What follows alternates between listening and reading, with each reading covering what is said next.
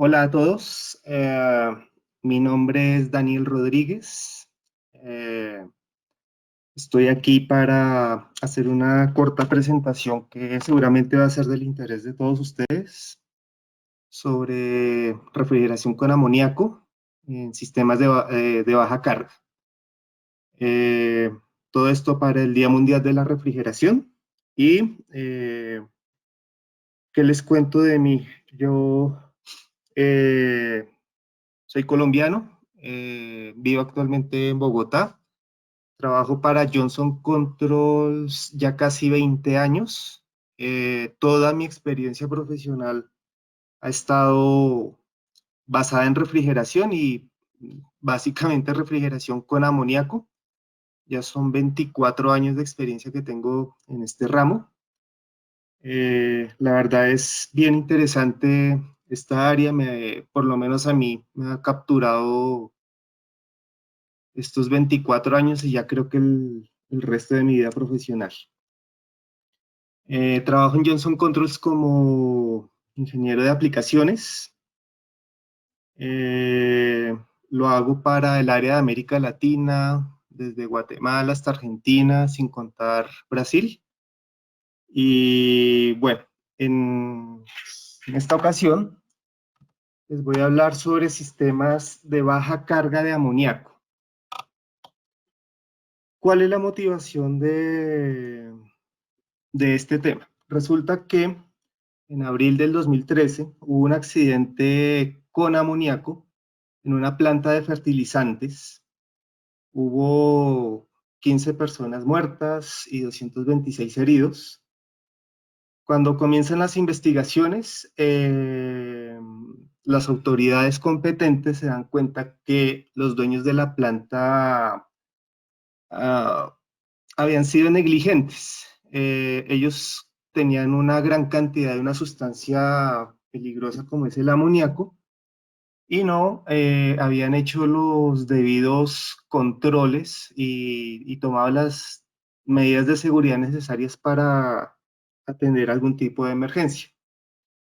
En 2013, unos meses después, el presidente Obama de ese entonces, una orden ejecutiva y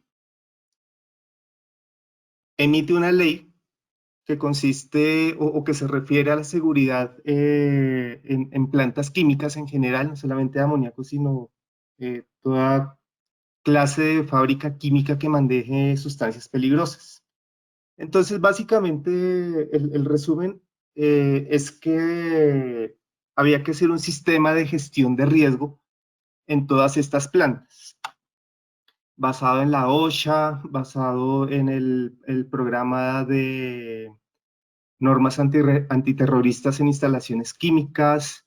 En Estados Unidos hay algo que se llama el RPM, que son gestiones de programas de riesgo, pues esto se volvió algo ya mandatorio para la operación en estas plantas. Eh, Ahora, ¿cómo nos afecta esto en nuestro medio? Pues la mayoría aquí trabajamos para plantas de alimentos en refrigeración. Que usan amoníaco. Entonces, la forma en que nos afecta esto es que las normas que antes eran prescriptivas ahora empiezan a ser mandatorias, es decir, pasa del sugiero hagan esto a les toca hacer esto. Las propuestas son algo complejas, pues un programa de gestión de riesgo no es algo sencillo, es algo que está buscando prevenir accidentes y se examinan absolutamente todos los riesgos existentes y por eso lo hace tan complejo. Todo esto tiene un costo grande y hay algo muy importante que determinó este decreto y es que las plantas con más de 10.000 libras de amoníaco, que son 4.500 kilos aproximadamente, debían tener obligatoriamente un programa de gestión de riesgo. Estos programas de gestión de riesgo, como vimos, son muy exigentes, son muy costosos, tienen muchas redundancias, inspecciones, son bien difíciles de ajustarse a ellos.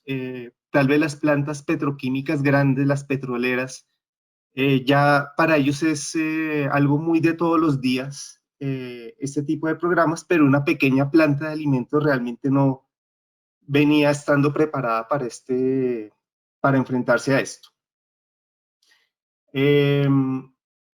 Entonces, qué, qué- qué- qué es lo que nos queda? Hay dos caminos. O nos ajustamos a un programa de gestión de riesgo o tenemos menos de 4.000 kilogramos o 10.000 libras de amoníaco en nuestra planta. Entonces, hacia allá vamos.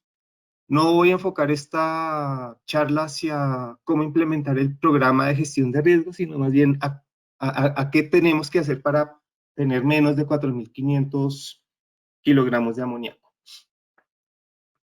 Aquí tenemos un sistema tradicional de refrigeración, como lo venimos conociendo por muchos años. Entonces tenemos aquí la sala de máquinas. La sala de máquinas puede tener va a tener algunos compresores, puede tener pocos o muchos tanques, habrá un termosifón. Bueno, cuando es enfriado por termosifón, habrá un condensador, por lo general o la gran mayoría de veces en la parte de arriba. Esa es la sala de máquinas. Y por medio de unas tuberías se lleva el refrigerante hacia los usuarios, que son las cámaras de refrigeración, los túneles IQF, los enfriadores de agua, como lo quieran plantear. Pero hay unos usuarios.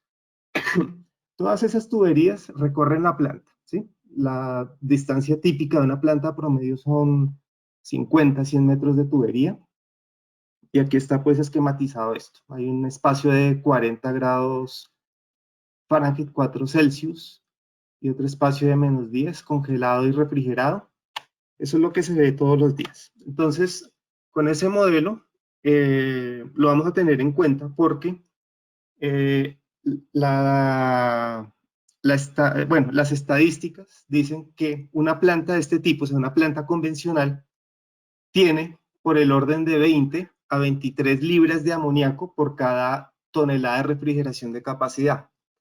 Es decir, que si una planta tiene 500 toneladas de refrigeración de capacidad instalada, pues multiplicamos esto por 20 nos darían 10.000 libras de amoníaco. Ahí estamos en el borde de lo que habla el decreto que enunciamos al principio, es decir, ya tendríamos que estar pensando en un programa de gestión de riesgo.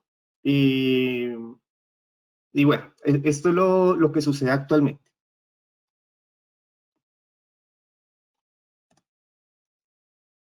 Entonces viene la parte de plantear alternativas. Entonces, alternativas hay muchas. Yo me voy a enfocar en tres, que son las que están resaltadas aquí en azul, pero enumeremos las que quedan. Usar evaporadores de expansión directa. Entonces, ¿cuál es la ventaja de los evaporadores de expansión directa?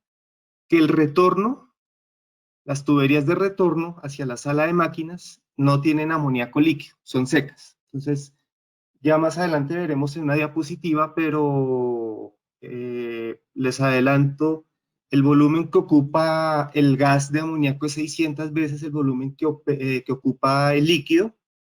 Eso habla de su densidad, de su baja densidad, es decir, que si un tubo está lleno de vapor, pues realmente no tiene una masa de refrigerante tan alta como si tuviera algo de líquido, como suele ocurrir en los sistemas recirculados. Bien, el sistema de cascada de CO2 hace parte de esta presentación, pasemos y luego profundizamos en ello. Los sistemas de CO2 transcrítico son muy simples, actualmente están eh, ¿cómo le llamaremos? Están de moda en los supermercados porque no hay carga, o sea, es un refrigerante natural. Es decir, ya los supermercados pueden poner un sello ambiental a su operación porque no tienen refrigerantes que dañen la capa de ozono, pero realmente el CO2 en sistema transcrítico no es muy eficiente. Hay otro tipo de refrigerantes como el R507, 404A, 407A, que nacieron como alternativas al R22, a los refrigerantes de hace 20 años, pero el impacto sobre el ambiente aunque era menor que esos refrigerantes anteriores, todavía tienen algo. Y la EPA está revisando las fechas de eliminación para estos refrigerantes. Por lo menos el 134A ya se sabe que hasta el 2024 va a estar presente en los sistemas de refrigeración. Luego de ellos, los usuarios tienen que pensar en una conversión para este refrigerante. Entonces, esta solución de usar refrigerantes sintéticos, pues realmente no es una solución desde el punto de vista ambiental. Hay unas mezclas de HFO y HFC. El GWP, que es el coeficiente de calentamiento global, puede estar por debajo de 150, pero en todo caso sigue siendo alto. Y por eso el amoníaco, que es un refrigerante natural con GWP 0, es un refrigerante ambientalmente superior a estos. Y estos nuevos refrigerantes, el HFO y el HFC, pues sí es una alternativa, pero en instalaciones grandes, una instalación que tenga, bueno, no sé, 200, 500 toneladas de refrigeración, hay que llenarlo con esos refrigerantes que suelen ser muy costosos, y fuera de eso no estamos haciéndole pues un gran, vamos a tener un impacto no tan alto, pero lo tiene sobre el medio ambiente. Siguen los chillers de baja carga, más adelante lo vemos. Los hidrocarburos. Ahora han aparecido sistemas, por ejemplo, de propano. El refrigerante es propano, pero pues ya la mayoría de los que estamos acá sabemos que es una sustancia inflamable, y se ha probado con éxito en sistemas pequeños, pero cuando los sistemas son grandes, cuando hay altas cantidades de propano, pues pasa a ser una sustancia tan peligrosa como el amoníaco, y una planta muy grande ya debe tener su sala de máquinas como área clasificada. Particularmente para este caso sería clase 1, división 2. ¿Qué es lo que sucede con eso? Que diseñar una sala de máquinas como área clasificada también es muy costoso, porque se está cuidando absolutamente de todas las fuentes de ignición. Y bueno, esto lleva un costo porque es una instalación totalmente diferente desde el punto de vista eléctrico. Por lo menos les cuento algunas particularidades. Las herramientas que se usan en área clasificada, cuando caen, no pueden generar chispa. Entonces no puede entrar cualquier persona con cualquier herramienta a hacer trabajos ahí. No puede entrar con celular porque el celular puede generar una chispa. Ustedes se imaginarán que esto pues pasamos a un terreno totalmente diferente en cuanto a seguridad industrial. Y siguen los sistemas para reducir la carga de amoníaco. Esta opción es la que va a continuar en la presentación y la voy a explicar. Entonces, habíamos visto que un sistema convencional recirculado tiene de 20 a 23 libras por cada tonelada de refrigeración de capacidad. Con este sistema, que es un sistema central de baja carga, podemos reducir eso en un 80%, logrando de 1.5 a 3 libras por cada tonelada de refrigeración. ¿Qué es lo interesante? La sala de máquinas la podemos conservar, es decir, el concepto de instalación industrial se mantiene, pero habrá que hacerle unas modificaciones para reducir la carga de amoníaco. Por ejemplo, se eliminan los bancos o los grupos de condensadores evaporativos que hemos visto generalmente van arriba de la sala de máquinas. Se eliminan los tanques llenos de líquido de la sala de máquinas, el termosifón, el recibidor, los recirculadores. Y ya no vamos a tener tuberías tuberías llenas de líquido, de amoníaco líquido, recorriendo esos 50 o 100 metros o a veces 200 metros de la planta, y eso reduce significativamente la cantidad de amoníaco que estamos usando en el sistema. Los evaporadores ya no van a ser recirculados, sino recurrimos a un concepto que vimos en la anterior diapositiva, una de las anteriores, que es evaporadores de expansión directa. Entonces, este sistema de baja carga es una patente que tiene, bueno, es un producto que salió en la empresa para la cual yo trabajo. El concepto es muy fácil. Primero, si hay tuberías dentro de la planta, estas tuberías van a estar llenas nada más de vapor de amoníaco. Ya vimos que son 600 veces menos denso el vapor que el líquido, entonces la masa que corre por las tuberías es muy poca. La condensación, vamos a hacer la condensación de líquido justamente donde se necesita. Sí, que es en los evaporadores. Más adelante hay una figura que aclara mucho esto. Hay un recipiente de líquido, ya no hay recibidor de líquido, pero sí hay un recipiente que hace las funciones de acumulación de líquido, pero que lo usamos paralelamente como un economizador que alimenta hasta 2 evaporadores. Hay muchos casos en los que he visto alimentados 3 y 4 evaporadores. Es decir, también ya podemos ir formando la idea que cada 2, 3 evaporadores vamos a tener un sistema, una unidad RDC. Eh, RDC quiere decir condensador distribuido remoto. En inglés, ahí tenemos las siglas. Y bueno, ahí logramos lo que estamos buscando, que es 1.5 a 3 libras de amoníaco por cada tonelada de refrigeración. Volvamos al sistema tradicional.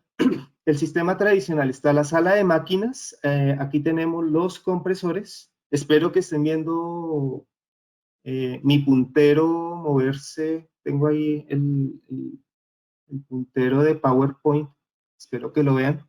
Y estoy pasando sobre los compresores. Tenemos los recipientes de líquido, los recirculadores, los intercoolers, como los acumuladores de succión llenos de líquido. Tenemos un tanque termosifón, un recibidor de alta que no se ve aquí en la figura, pero probablemente está, o sea este, el que estoy pasando ahora, el condensador. Las tuberías de líquido, pasando por toda la planta y las tuberías de retorno con algo de líquido, porque son sistemas recirculados. El retorno recirculado tiene eh, una cantidad de líquido considerable. Tenemos aquí los usuarios, el de menos 10 grados con 3 evaporadores y el de más 40 que puede ser una precámara con 2 evaporadores.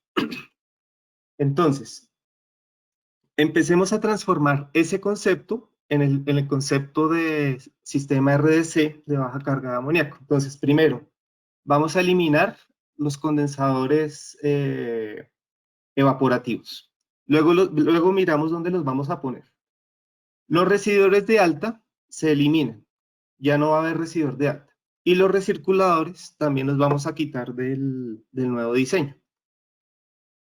Agrupamos esos componentes cerca a los evaporadores. Para qué los ponemos cerca? Porque de todas maneras tenemos que llevar líquido del sistema RDC hacia los evaporadores. No es posible no darle líquido a un evaporador. El evaporador necesita líquido y se lo vamos a entregar, pero en una distancia muy corta. Es decir, justamente arriba de los evaporadores ponemos nuestro sistema RDC.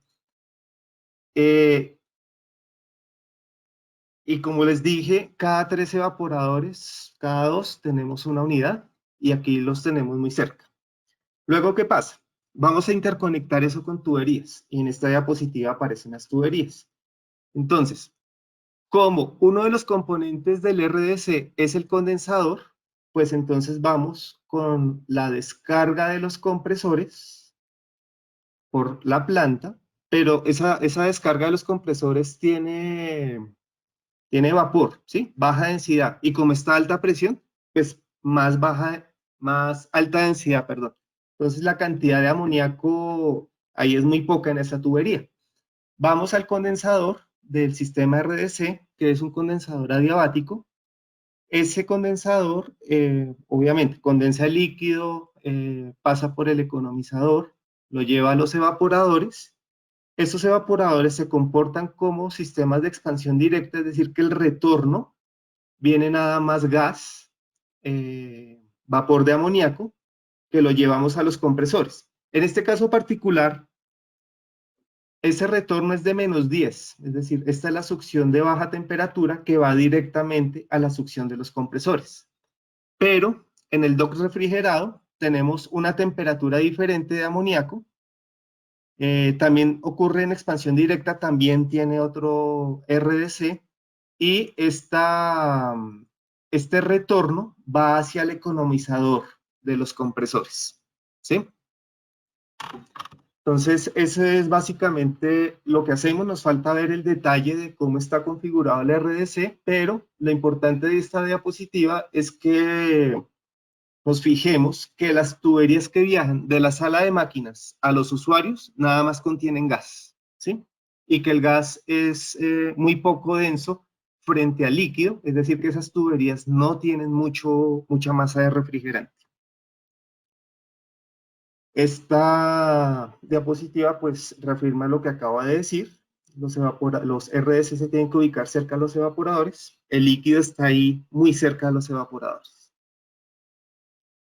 Aquí tenemos el detalle de uno de los grupos de evaporadores. El líquido se distribuye a ambos evaporadores en expansión directa. Para esto vamos a necesitar una válvula de control y como vamos a ver más adelante, el control es muy importante en este tipo de sistemas para asegurar que aquí por la succión no venga nada de líquido. Ese es, yo creo que uno de los principales secretos o cosas que tienen que funcionar bien en esta propuesta. Aquí tenemos un pequeño esquema de lo que vimos antes, de la sala de máquinas. Entonces, tenemos la misma área de -23 en congelado y la precámara que tiene 2 grados Celsius o si se quiere ver así una cámara de producto fresco. Tenemos un compresor, la anterior diapositiva mostramos 3, pero bueno, el dibujo lo simplificamos y solamente va a ser un compresor, los 3 pueden estar en paralelo. Y vemos aquí que la descarga de los compresores se lleva a cada condensador. Entonces tenemos un condensador del RDC de -23, un condensador para el RDC de 2 grados Celsius.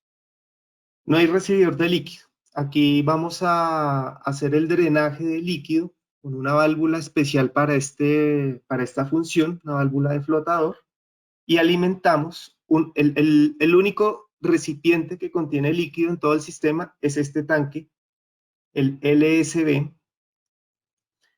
y acumula, realmente es muy pequeño, acumula la cantidad justa de refrigerante para caer por la línea amarilla hacia los evaporadores. Ahí ya pues ustedes, ya la mayoría se saben el cuento de siempre que el líquido se evapora y se lleva a los evaporadores.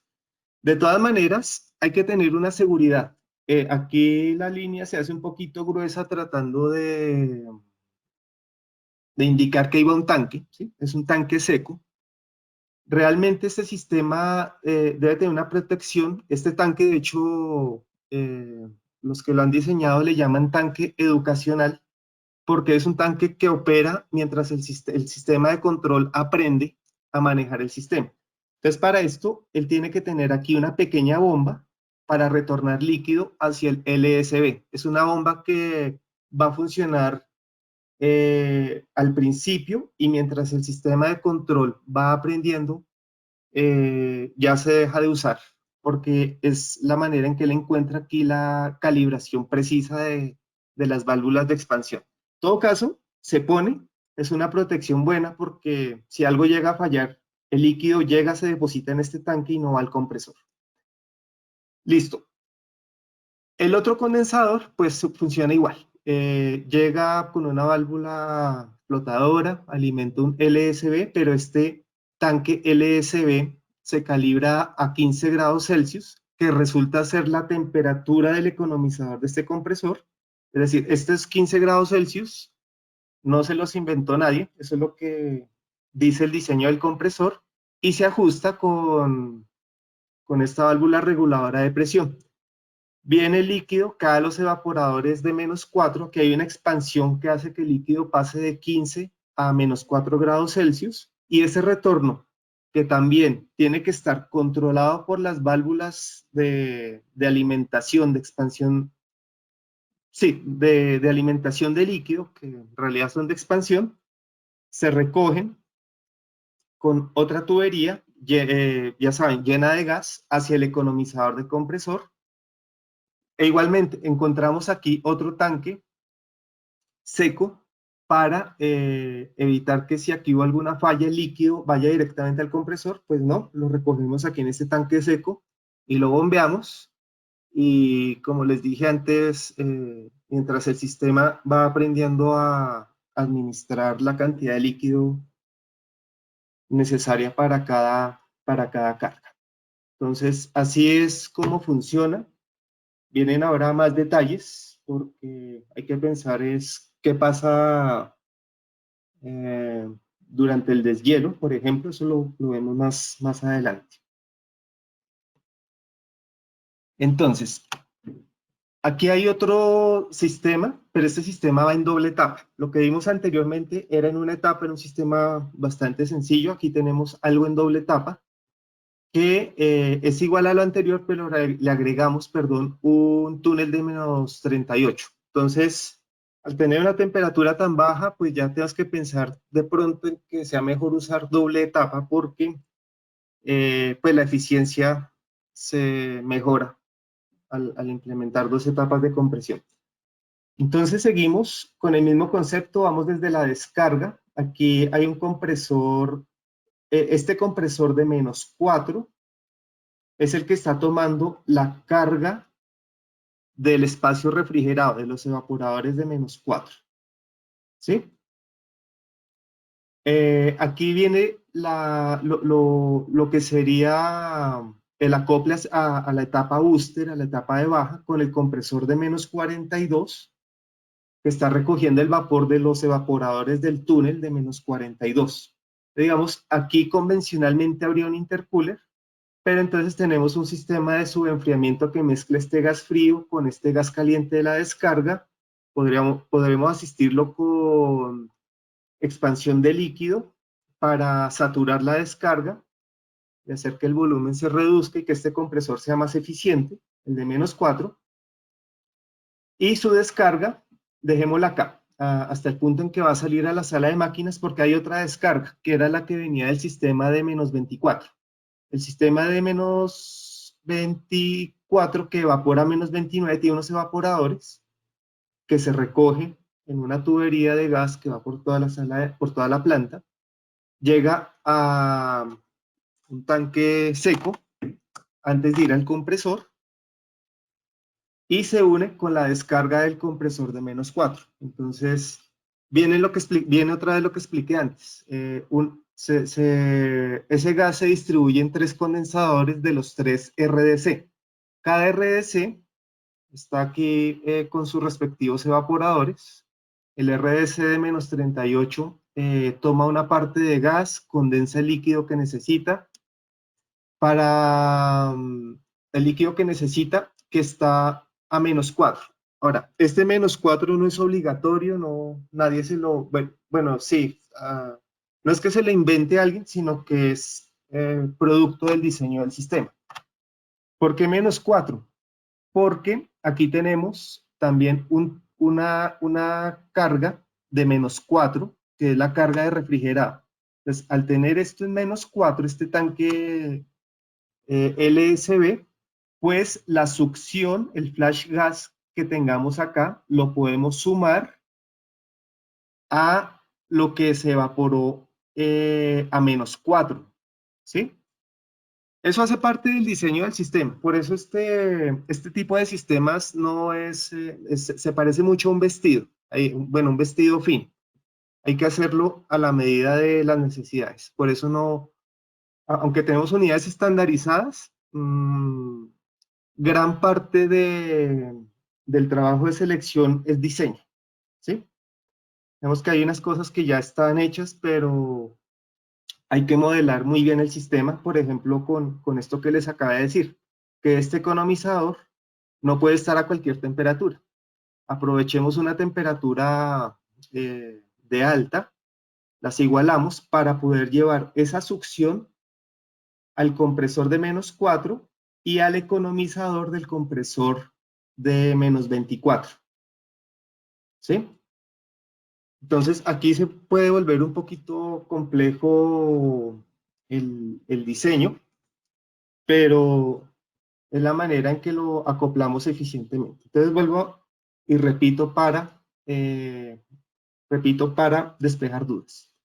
Entonces, el túnel toma líquido y lo expande a un economizador de 4, de -4. ¿Por qué -4? Porque allá en algún otro lado de la planta tenemos evaporadores de -4 y si juntamos ese retorno con el flash gas que sale de ese tanque, lo podemos llevar a un compresor de 4 grados.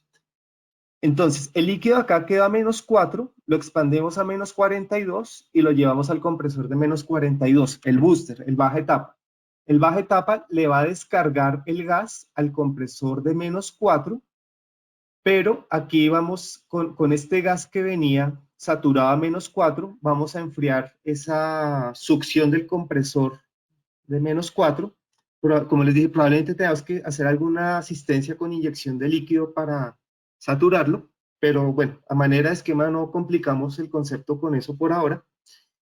Y listo, ahí quedó el túnel. Vamos a ver qué pasa con el sistema de -24. Toma gas, lo condensa, también hace la expansión a -4. ¿Para qué? Para aprovechar que por allá atrás tenemos carga de -4, lo unimos y se lo llevamos al compresor de -4, que también podemos hacer el ajuste para que sea el economizador del compresor de -29, pero todavía no nos vayamos por allá.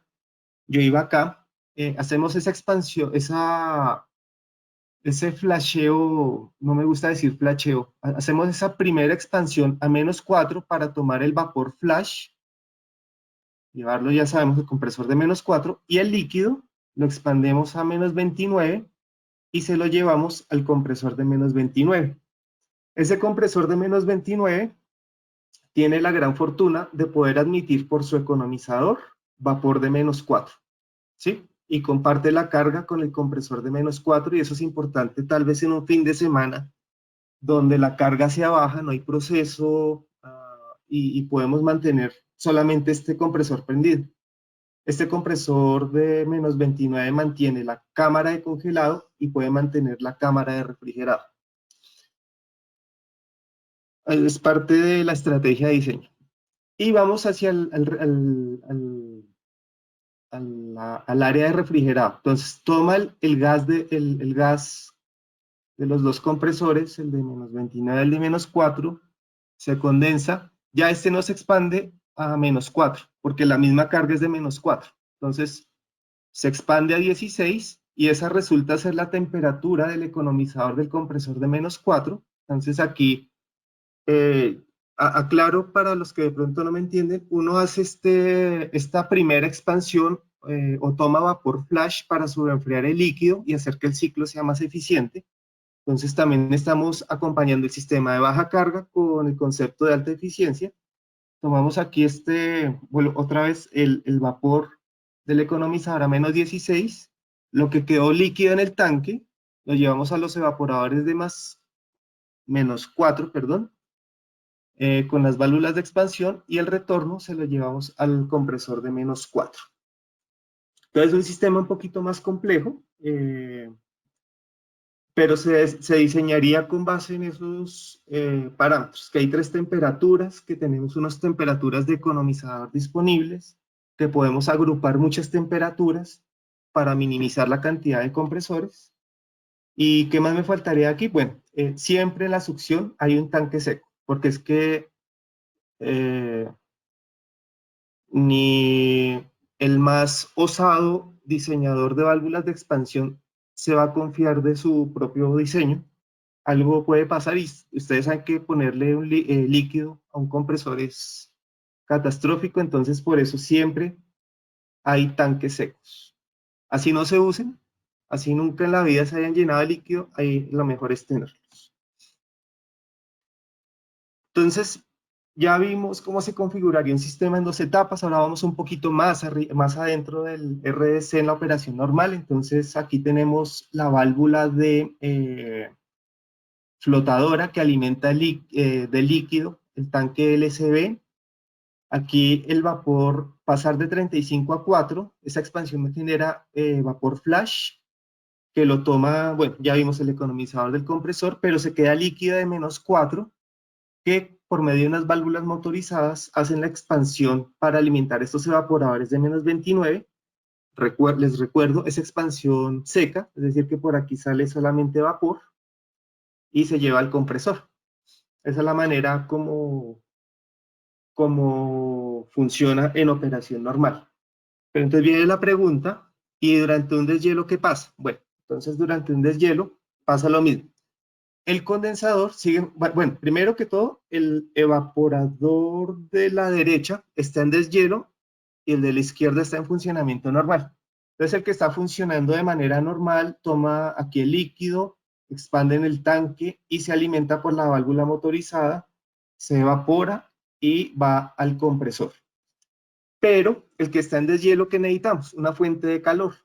¿Qué mejor que gas caliente para hacer un deshielo? Entonces lo tomamos acá. Habrá una serie de válvulas que regulen la presión porque el evaporador no necesita tan alta presión y también, dependiendo del tipo, lo pondríamos muy cerca de su presión de diseño, etcétera. Bueno, no importa. El caso es que llevamos gas caliente. Hacemos el deshielo, ese gas caliente se condensa, el evaporador empieza a funcionar como un condensador y este retorno de líquido.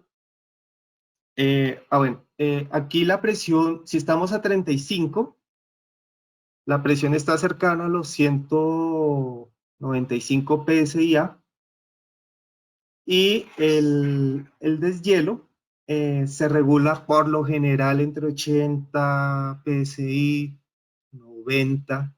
Entonces, esa diferencia de presión hace que este líquido circule hacia este tanque que está a -4, ¿sí?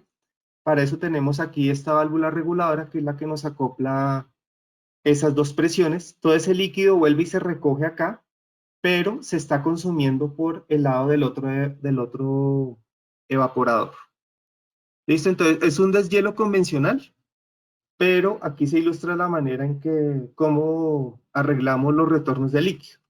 Para que no retorne líquido por la propia succión, es decir, para que no retorne líquido a -4, cerramos esta válvula de retorno y hacemos que el líquido pase por esta válvula reguladora, que es la que nos acopla los más o menos 10 grados Celsius a los que se hace un deshielo, con los -4 a los que está el tanque. Y estos cheques se usan para que no se devuelva líquido hacia el resto del sistema. Es decir, para que cuando como aquí tenemos líquido de alta presión, para que esto no realimente las líneas, se ponen ahí esos cheques. Y creo que no veo más válvulas que explicar. No. Yo creo que ahí está, pues, de manera muy general cómo se hace el deshielo en esas unidades RDC. También hay una cosa, una particularidad, algo muy importante que tiene esta unidad RDC, y es que si llega a haber una fuga y se detecta dentro del cuarto refrigerado, podemos ponerle, bueno, se usa poner un sensor de amoníaco dentro de la cámara y lo conectamos con el control del sistema RDC, que lo que va a hacer inmediatamente es cerrar las válvulas de líquido. Es decir, si hay fuga, cerramos líquido, ya no hay suministro de líquido, suministro que alimente la fuga. Entonces también es bueno para el control de accidentes. Es esto se conoce como tecnología intrínsecamente segura, ¿sí? Más o menos lo que quiere decir es que no hay peligro. O sea, si no hay amoníaco, no hay peligro. O sea, si no hay una gota de amoníaco en la planta, no hay peligro. Entonces, de ahí se deriva el concepto de cómo vamos a reducir y que cuando tenemos muy poca carga de amoníaco, el sistema ya en su concepto se vuelve seguro, porque hay menos amoníaco. Esta tabla nos muestra lo que les hablaba sobre las densidades del amoníaco. Por ejemplo, vamos a examinar esto. Una planta de recirculado tipo, ¿qué les diría yo? Unos 150, 200 toneladas de refrigeración, si el ojo no me falla, lleva una tubería de pulgada y media. Esa tubería de pulgada y media, como la densidad de líquido es 645, va a llevar por cada 100 metros 126 kilogramos de amoníaco, solo en la tubería de líquido. Si solamente en el transporte ya tenemos toda esta cantidad de líquido.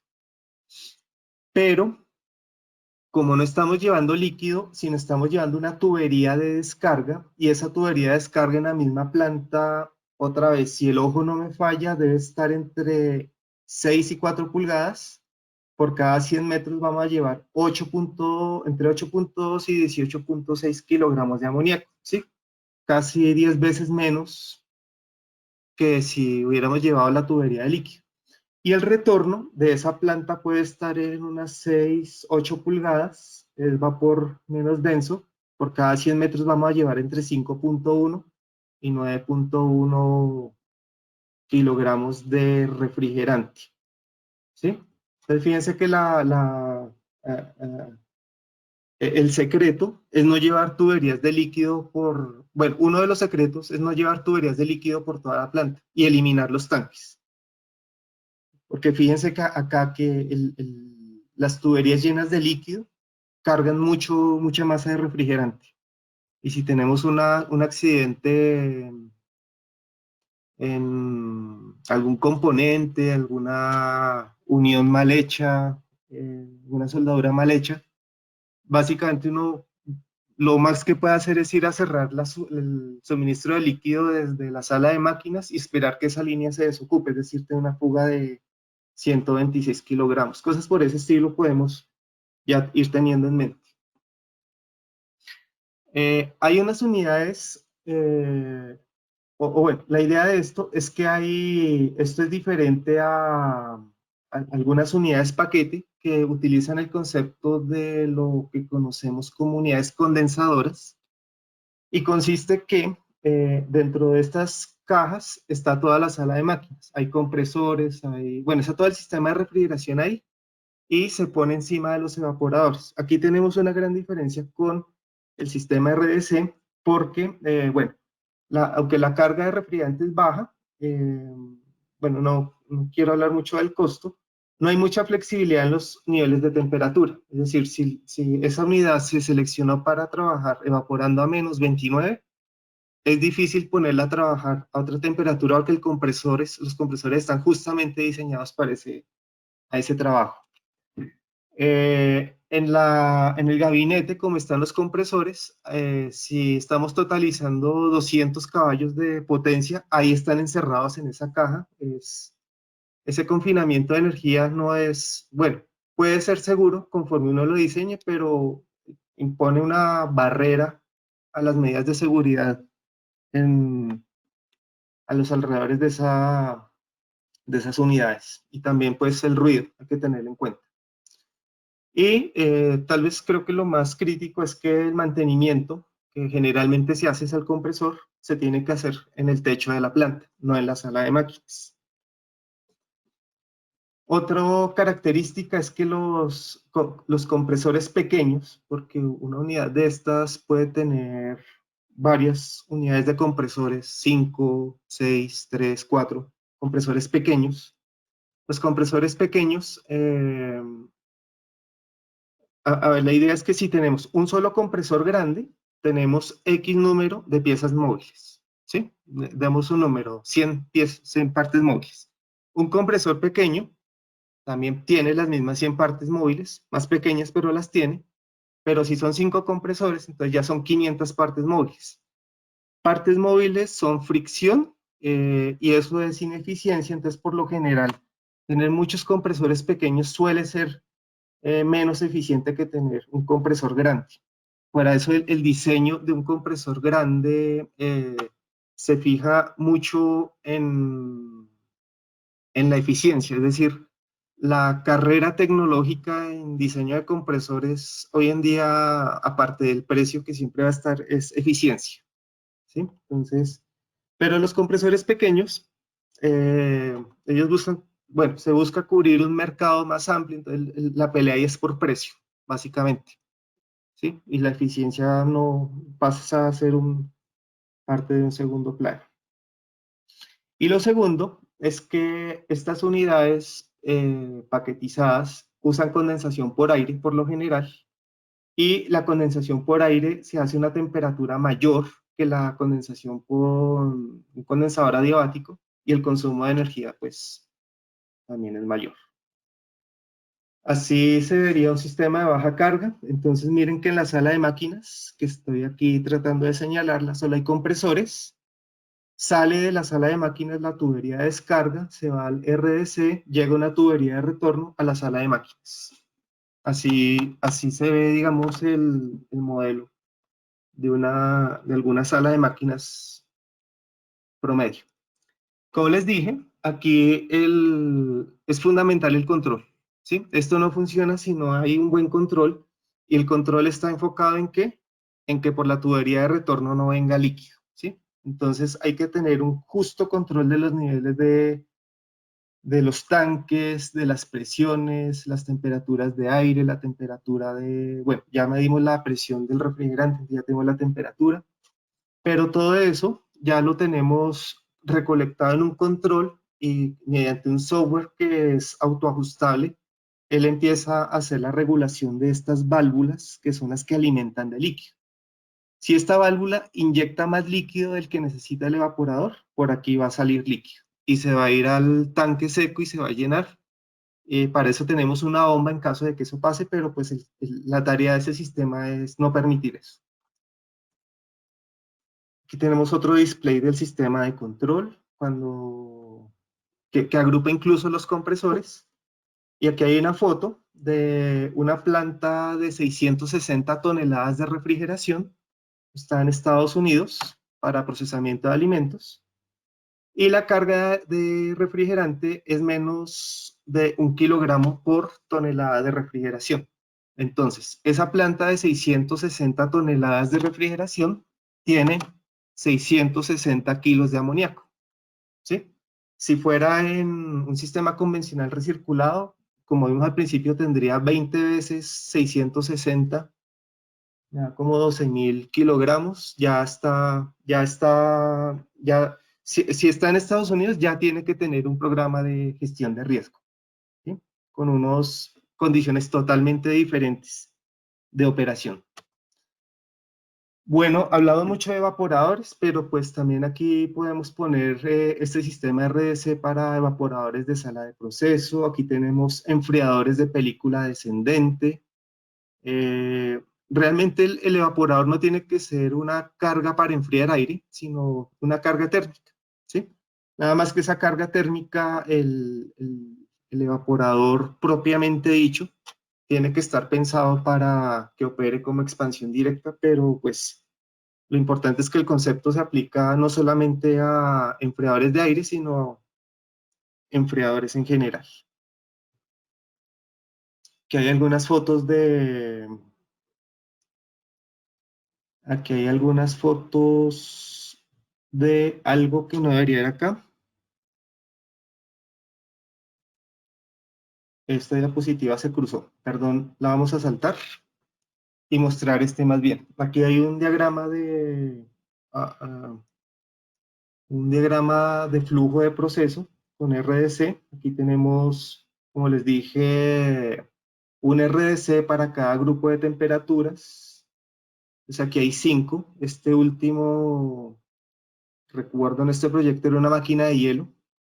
Y en la sala de máquinas solamente hay compresores con sus tanques secos, ¿sí? Otra cosa muy importante de este sistema RDC, en algún momento dije, el tanque termosifón se va, y sí, se fue, porque eso tiene líquido y no queremos líquido, entonces lo quitamos. Entonces, por lo general, estos proyectos se diseñan con enfriamiento de aceite por aire. Entonces aquí pusimos un aire enfriador, Eso, bueno, el aeroenfriador no tiene que colocarse a una altura determinada. De hecho, vi en algún proyecto que el aeroenfriador era el mismo sistema de ventilación de la máquina, es decir, de la sala de máquinas, perdón, y que como la sala de máquina necesita extracción de aire, pues le pusieron de ventana los enfriadores de aceite, entonces extraían aire y enfriaban aceite. Algo interesante que me pareció de ese proyecto. ¿Qué más podemos sacar de acá? Acá están las válvulas flotadoras. No hay recibidor de alta, están estas válvulas flotadoras. Aquí está el economizador. Y bueno, ya para dónde va cada tubería, eso hace parte del diseño propio de cada proyecto. Volvemos a un concepto, bueno, esta diapositiva ya es redundante, la sala de máquina, los RDC. En la sala de máquinas solo hay compresores y tanques secos. Entonces las ventajas es que son sistemas flexibles, o sea, como se dieron cuenta yo los puedo configurar, bueno, se pueden configurar para sistemas de una etapa, dos etapas, con blast freezer, bueno, y eso ya que hay varios compresores de tornillo, y los compresores de tornillo funcionan en rangos de presión y temperatura amplios, pues yo puedo moverme dentro de esos rangos para hacer cualquier tipo de sistema de refrigeración. Como les dije, implica tecnología inherentemente más segura, es decir, si no hay amoníaco no hay riesgo, bueno, hay poco amoníaco y poco riesgo. Es de alta eficiencia porque todavía los compresores de tornillo se diseñan para ser muy eficientes, las máquinas grandes se diseñan con ese enfoque. Estamos usando economizadores, podemos poner doble tapa, tenemos muy buena eficiencia en el diseño. Esto es muy importante. Si hay que reparar algo, por lo general en una sala de máquinas, si hay que hacerle mantenimiento a algo en un sistema de refrigeración, pues en este caso se hace en la sala de máquinas y no en el techo. Podemos poner compresores de backup en esos diseños. ¿Y qué más hay acá de interesante? Bueno, la reducción del costo total de la instalación, porque no hay recirculadores, los recirculadores o los tanques en general tienen mucho trabajo porque hay que poner medidores de nivel, sistemas de drenaje, purga de aceite, válvulas de seguridad. Bueno, entonces este paquete ya hizo todo ese trabajo y entonces los costos de instalación resultan ser un poco más bajos. Bueno, hasta ahí dejamos el sistema RDC y en la segunda diapositiva, si mal no recuerdo, en la tercera, habíamos nombrado otro, que eran sistemas para chillers, para enfriamientos de salmuera o algún glicol.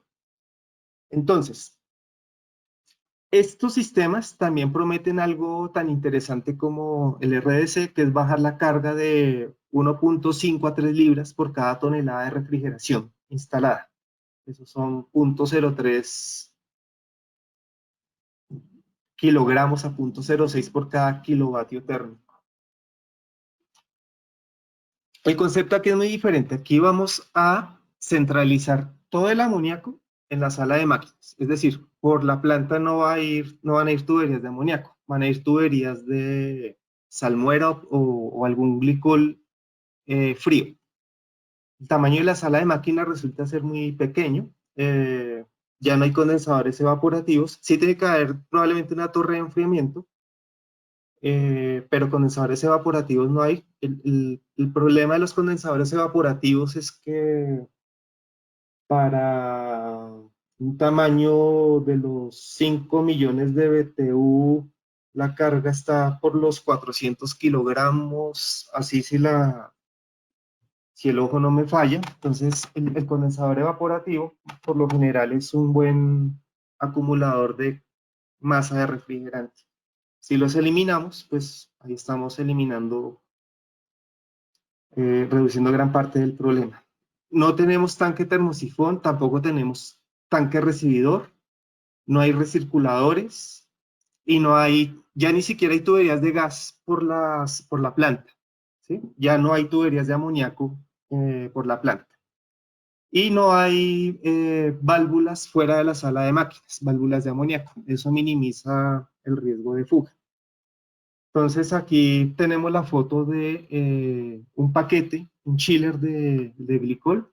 Entonces, hagan de cuenta que esa sala de máquinas que vimos al principio, que tenía tanques y evaporadores, válvulas, condensador, todo eso quedó aquí sintetizado, ¿sí? Quedó ahí encapsulado en ese paquete, en el cual nosotros conectamos el agua de enfriamiento por un intercambiador y el agua o salmuera fría por el otro intercambiador. Ahí está todo, ahí está todo el sistema de refrigeración, entonces ya vamos automáticamente a pensar que los costos de montaje son mínimos, es decir, conectamos aquí agua para condensar, agua o glicol frío, y ese fue todo el montaje. El montaje de los circuitos de agua no es tan exigente, o las especificaciones no son tan altas como un montaje con amoníaco, porque el riesgo es menor. Es decir, si se rompe una tubería de propilenglicol, bueno, se regará el piso, se pierde el dinero, pero no es como si se rompe una tubería de amoníaco. Entonces, por eso, y fuera de eso, las presiones son más pequeñas. Entonces, es muy diferente los costos de instalación de un circuito de salmuera a los costos de instalación de un circuito de amoníaco. Aquí vemos un esquema un poquito más detallado de cómo funciona. Este usa un compresor de tornillo y empecemos por la descarga. Entonces aquí está la descarga del compresor. Viene al condensador de agua, es un condensador de placas. Los condensadores de placas son famosos porque no cargan amoníaco. Bueno, sí cargan, pero la cantidad de amoníaco es muy pequeña en comparación a otros intercambiadores de calor como los cascotubos, bueno, los otros tipos de enfriadores. Este carga baja cantidad de amoníaco.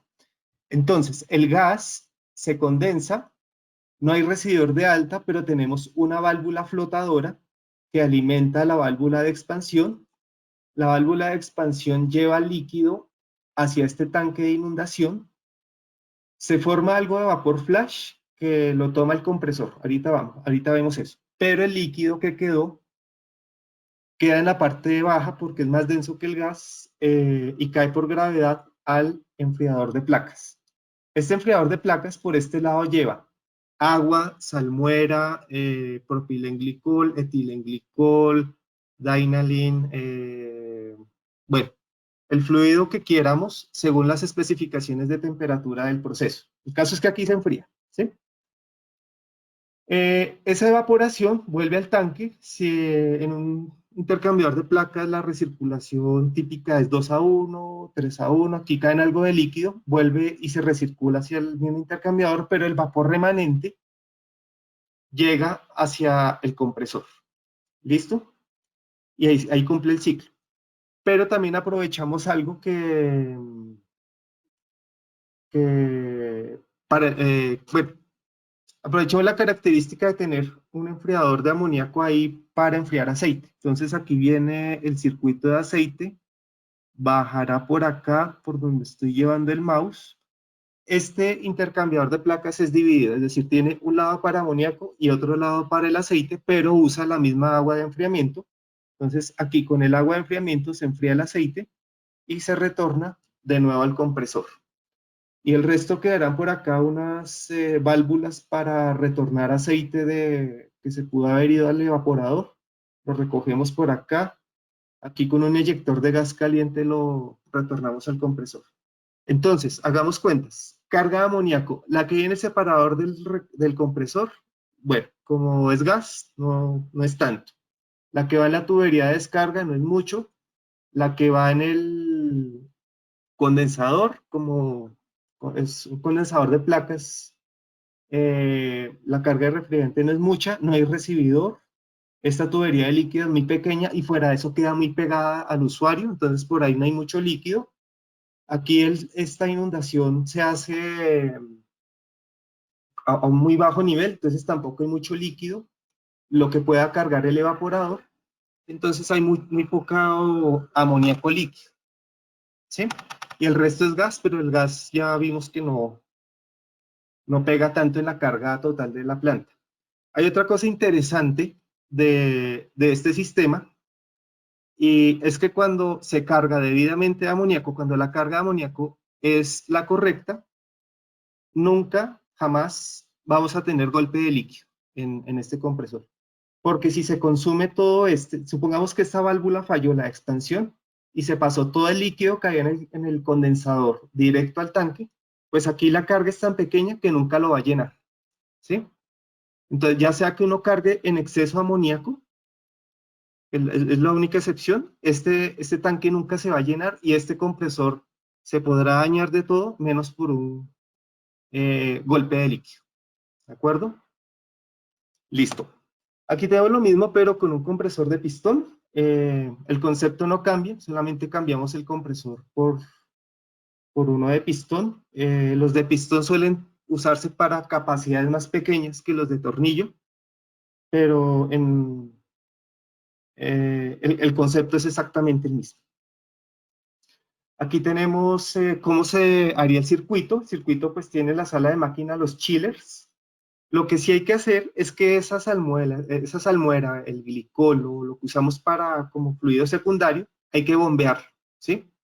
Y lo que pasa es que bombear ese líquido suele ser una carga importante, un consumo importante de energía, pero miremoslo acá, entonces sale del chiller frío, va a los enfriadores y retorna caliente, el chiller vuelve y lo enfría y así hace el ciclo.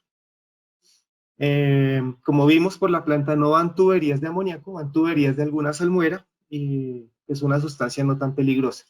Aquí tenemos un caso de la vida real, se hizo el estudio de cuánto consume un sistema llamado sistema 2 con una salmuera y aquí el sistema convencional con amoníaco bombeado. Aquí hay un consumo un consumo de energía menor para el sistema bombeado que el sistema con la salmuera. ¿Por qué? Por dos cosas. La primera, porque para enfriar salmuera tengo que ir un poquito más abajo de la temperatura a la que yo voy a enviar esa salmuera para enfriar, ¿sí? Es decir, las temperaturas de succión tienen que bajar un poquito. Eso significa un poco más de consumo de energía. Y segundo, hay que bombear bueno, lo anterior lo vemos acá. Aquí tenemos que evaporar a menos 34 para poder enfriar el glicol y mantener la temperatura en las cámaras, mientras que si mandamos amoníaco directo, pues ya lo podemos hacer a menos 32. Eso significa un consumo de energía. Y ya les iba a decir que las bombas, pues bombear amoníaco, en este caso particular, nos pedía 3 kilowatts y bombear glicol nos pide 8 kilovatios. Entonces aquí, por esas dos, tenemos la diferencia de energía que nos lleva a que ese sistema es un poco menos eficiente, el del glicol, pero hemos reducido el riesgo en toda la planta, el riesgo con amoníaco. Aquí, pues bueno, tenemos una instalación con glicol. Entonces los evaporadores, en vez de alimentarse con amoníaco, se alimentan con glicol. Entonces también son sistemas muy flexibles. Tenemos el amoníaco totalmente encapsulado en un solo sitio. El control es mucho más fácil. También es una tecnología intrínsecamente más segura. No hay válvulas de amoníaco. El servicio de los compresores se hace dentro de la sala de máquinas. También podemos tener compresores backup. Y listo, esas son las ventajas básicas de ese sistema. Y viene el último, que son los sistemas cascada, los sistemas, sí, cascada con CO2. Lo que pasa es que pues aquí lo enfocamos más a sistemas paquete y vamos a ver por qué también es una solución a las altas cargas de amoníaco. Entonces aquí tener de 2 a 4 libras por cada tonelada de refrigeración es un valor típico que se puede hacer. Todo el amoníaco está en la sala de máquinas, como en el chiller. Y pensemos que se parece mucho al chiller en ese aspecto. O sea, el amoníaco está dentro de la sala de máquinas y lo que mandamos para refrigerar es otra cosa. Antes era salmuera, ahora va a ser CO2. La sala de máquinas es muy pequeña, no hay recirculadores de líquido y no hay pues tuberías de refrigerante pues, de amoníaco por toda la planta.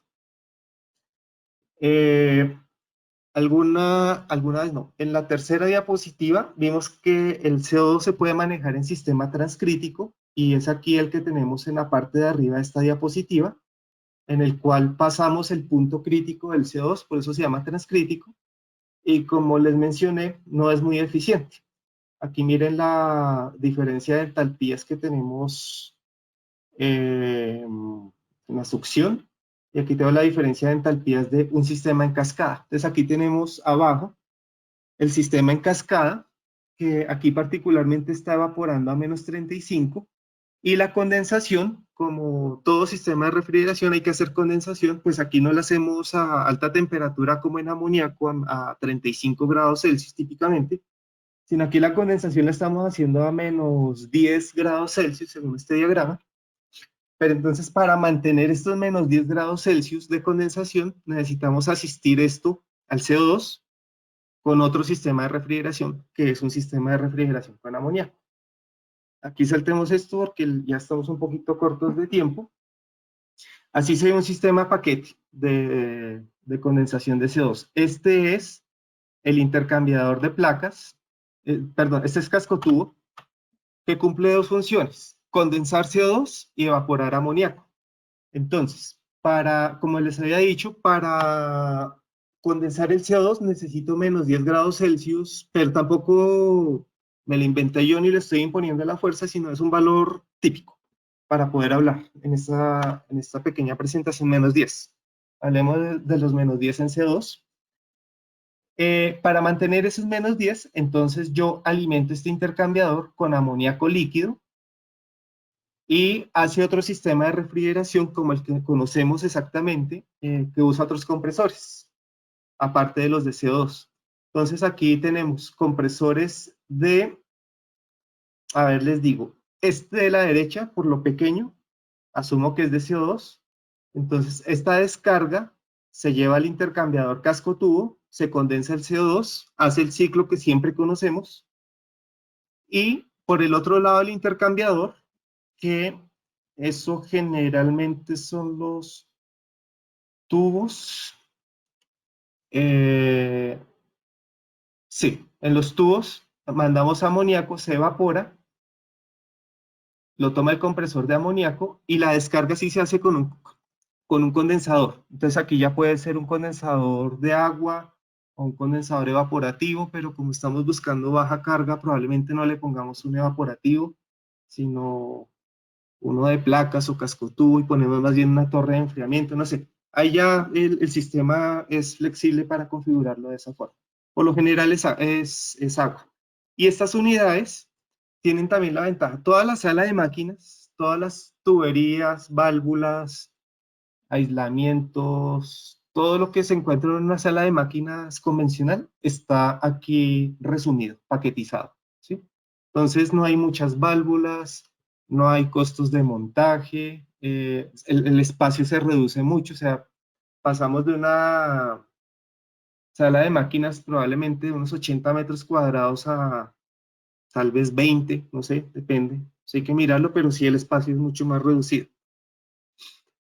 Aquí tenemos un esquema de cómo funciona.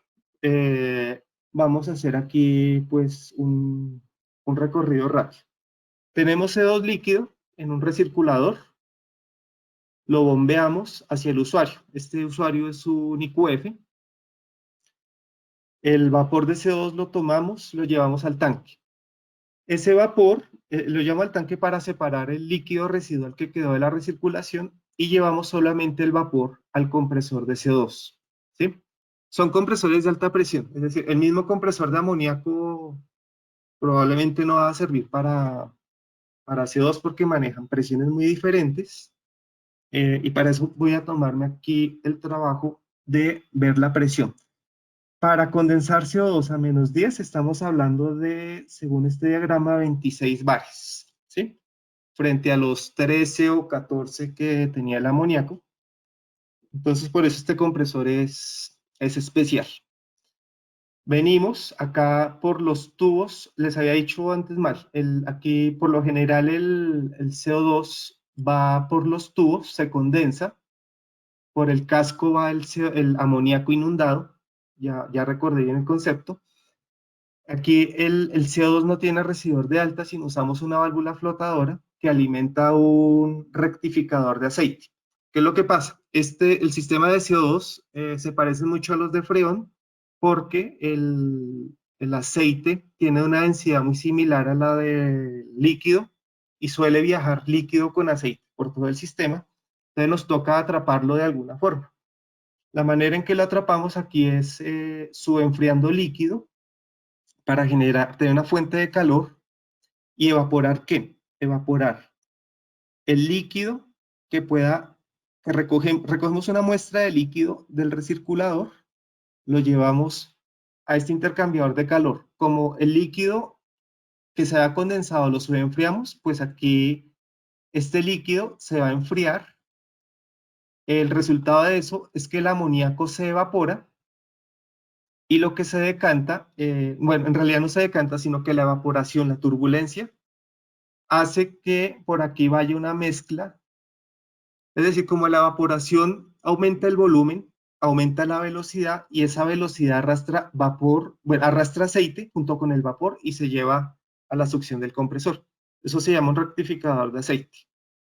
Y aquí tenemos una unidad de backup porque si este tanque queda detenido por mucho tiempo, se empieza a calentar y empieza a generar las presiones muy altas en el sistema de CO2. Bueno, y eso tiene una serie de problemas, entonces por lo general esto se refrigera aquí con un sistema alterno de freón y que opera en un circuito independiente, con una planta de emergencia, por lo general. Bueno, y la parte de amoníaco pues está más sencilla de acuerdo a lo que conocemos. Aquí tenemos el líquido del condensador, no tenemos residor de alta, o sea, hay poco amoníaco. Inundamos este intercambiador casco-tubo y esa evaporación la llevamos al compresor de amoníaco, que en la descarga lleva el gas hacia el condensador y ahí cumple el ciclo. Entonces son dos ciclos de compresión mecánica conceptualmente iguales, pero acoplados el uno al otro en este que se llama el intercambiador cascada, el condensador cascada o evaporador cascada si se quiere ver desde el lado del amoníaco. Entonces esa es la forma como funciona. Aquí hay unidades también se pueden hacer dobles temperaturas, es decir, podemos tener una temperatura menos 28, otra menos 40, y para eso necesitamos pues varios compresores que según este producto que diseña mi compañía, pues ya lo tiene paquetizado todo. Ya esto simplemente hay que traerlo, ponerlo y conectarle agua para condensación y las tuberías de CO2. Pero el resto de lo que vimos en esta diapositiva, todos estos tubos, válvulas, rectificador de aceite, bueno, bombas, todo eso ya está ahí puesto. Aquí tenemos un sistema de doble temperatura. Entonces, veámoslo muy rápidamente. Aquí este es el condensador cascada, ¿sí? Como hemos visto bueno, es que incluso aquí está diferente. Aquí se condensó CO2 a menos 10. Habíamos dicho que esa era la temperatura, pero esta temperatura de menos 10 me sirve para bombear ese CO2 hacia,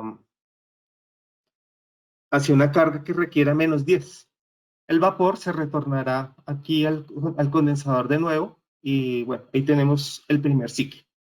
Luego este líquido pasa, este es el rectificador de aceite y mandamos al tanque de menos 40. Llenamos ese tanque de menos 40, bombeamos hacia el que necesite menos 40 y retornamos al compresor de CO2. Así funciona un sistema de doble temperatura. Aquí vemos en la foto que hay unidades. Como el CO2 tiene bueno, unas propiedades térmicas que hacen que los equipos sean más pequeños, por lo general se usa con compresores de pistón, el lado de CO2 y el lado de amoníaco con compresores de tornillo. Aquí tenemos otra foto de otro paquete.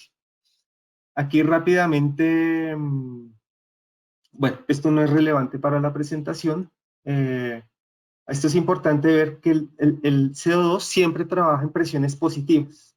sea, por más baja que sea la temperatura, e imaginémonos que requerimos menos 45 grados Celsius, vamos a estar por el lado de los 9 bares absolutos. Ahí, por arriba de la atmósfera, ahí no entra aire ni agua. Eso no quiere decir que una mala práctica haga que se entre aire o agua, pero digamos, inherentemente no vamos a tener ese tipo de fugas que ocurren y uno no se da cuenta en el sistema de refrigeración. De refrigeración. Esto es muy importante, ya vamos terminando.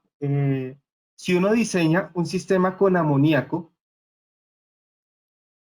si en alguna tubería de retorno se me cae un bar de presión, esto es exagerado, nadie, no he visto a nadie y no lo quiero ver que diseñe una tubería con que se le caiga un bar de presión. Pero si fuera así, él se le está cayendo 17 grados Celsius. Quiere decir que si necesitaba menos 40, tiene que ir a menos 57 para compensar la caída de presión, tiene que evaporar a menos 57 para que esa caída de presión le logre los menos 40 deseados. Pero en el CO2 es diferente. Ese mismo bar de caída de presión, o sea, en una tubería muy pequeñita, nada más hace que la temperatura se caiga 2.5 grados Celsius. Los diseños normales hablan de 0.5 grados Celsius, 1 grado Celsius.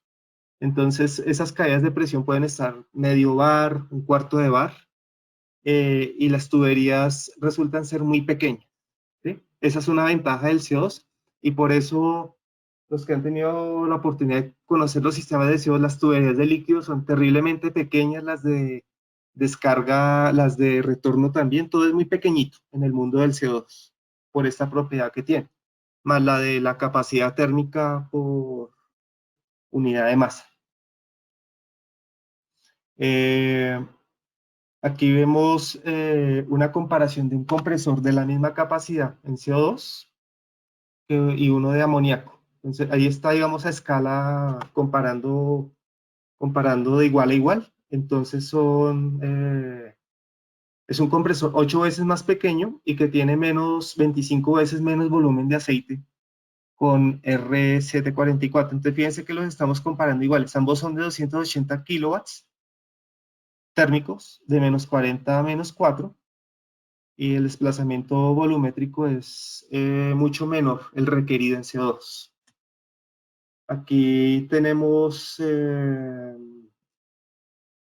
como el mundo del CO2 es pequeño, pues todo es, la sala de máquinas es muy pequeña, y típicamente podemos lograr 40% menos espacio con CO2 que con amoníaco, comparándolos de igual a igual, 580 kilowatts.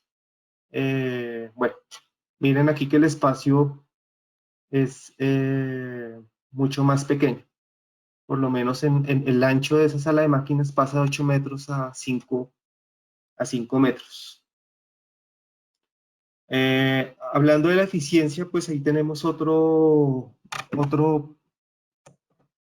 mucho de qué hablar, pero básicamente el resumen es que si tenemos muy bajas temperaturas, el CO2 es más eficiente que el amoníaco. El sistema CO2 en cascada es más eficiente que el ciclo con amoníaco. Esa temperatura depende del diseño, depende del diferencial de temperatura que tengamos en el intercambiador cascada, pero estamos hablando que por debajo de menos 30 Celsius ya empezamos a tener mejor eficiencia en un sistema cascada de CO2 que en uno de amoníaco. En las salas de proceso no hay riesgo de fuga de amoníaco. Aquí tenemos las ventajas. Entonces también son sistemas muy flexibles. Todo el amoníaco está en la sala de máquinas. Como hay poco amoníaco y poco riesgo, tecnología intrínsecamente segura, todos los compresores y máquinas para hacerles mantenimiento están dentro de la sala de máquinas. Y los costos de instalación son muy pequeños. Aquí tenemos el resumen total de esta presentación. Entonces, el sistema tradicional de recirculación de líquido maneja, este es el inverso bueno, antes hablábamos de kilogramos por kilovatio, aquí hablamos de kilovatio por kilogramo, entonces Un número pequeño no es bueno, un número grande es bueno. Entonces, el sistema recirculado tiene 0.3 o 0.4 kilovatios por cada kilogramo de amoníaco. El sistema de baja carga RDC tiene de 13 a 15. Las unidades con enfriamiento indirecto también tienen algo similar, de 15 a 20. Y los sistemas cascada manejan números similares, pero por el tema de, o sea, si el intercambiador cascada es inundado, ahí vamos a tener bastante amoníaco líquido y este indicador se nos baja. Entonces, la carga de refrigerante es muy buena para los sistemas indirecto y cascada.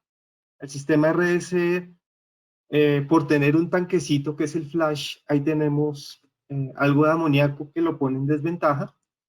La eficiencia es muy buena para los RDCs, igual que en los sistemas de cascada, no es muy buena para los sistemas Brine, por lo que vimos de tener que ir a una temperatura más baja y de tener que bombear todo ese glicol. La inversión inicial, los sistemas RDC no son muy económicos que digamos, pero eso se compensa con bajas cargas de amoníaco y buena eficiencia, lo mismo que los sistemas cascada. Los sistemas Brine, por tener bombas para el brine, para la salmuera, porque los enfriadores suelen ser un poquito más grandes que si fueran de amoníaco, pues el costo no es tan bajo como en un sistema de recirculación de líquido. Y hablando de mantenimiento, pues los costos en un sistema tradicional, bueno, digamos, son bajos, al igual que en el sistema cascada. Como hay una bomba más, el sistema de enfriamiento indirecto, el de salmuera, no es muy bueno. Y los sistemas con baja carga, los RDC, quedan un poquito en desventaja porque hay más condensadores, hay más motores, y bueno, y están los mismos compresores, entonces los costos de mantenimiento no serían tan bajos como en un sistema de recirculación o un sistema de cascada. Pero el gran atractivo de estos sistemas que vimos hoy es tener baja carga de amoníaco y eso nos ahorra proporcionalmente el riesgo y algún día en nuestros países de América Latina las aseguradoras nos van a trasladar esta norma de Estados Unidos y nos van a eh, estimular a que tengamos poco amoníaco por medio de su tasa, bueno, la tasa de el cobro anual de la póliza de seguros.